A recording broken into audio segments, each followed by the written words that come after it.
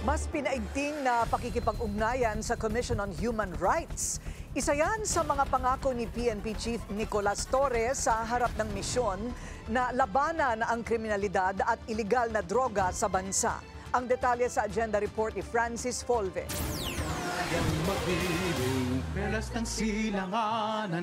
Ito ang unang flag raising ceremony sa Camp Crame ni General Nicolas Torre III bilang 31st Chief of the Philippine National Police.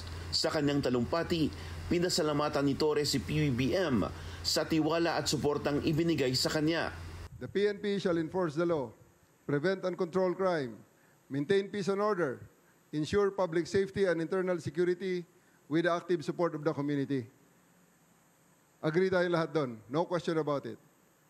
Ang tanong, para sa mga pulis natin dyan sa labas na naglalakad, ano ang trabaho, paano nila maisabuhay, paano nila magawa yung prevent and control crime, enforce the law, maintain peace and order?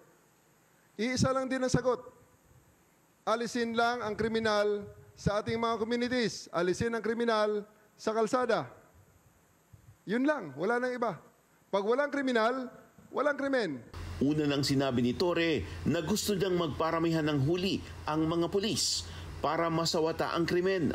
Agad naman itong umani ng samot-saring reaksyon mula sa publiko, pati na ang Commission on Human Rights sa posibleng pang-aabuso na kalakip ng nasabing kautusan.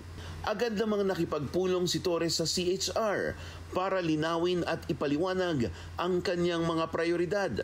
Ayon kay PNP spokesperson Police Brigadier General Jean Fajardo, makasaysayan ito, lalo't ang pagtungo sa CHR ng isang PNP chief ay indikasyon ng sinserong ugnayan at pagtutulungan ng dalawang ahensya. Para sa agenda, Francis Folve, Billionario News Channel.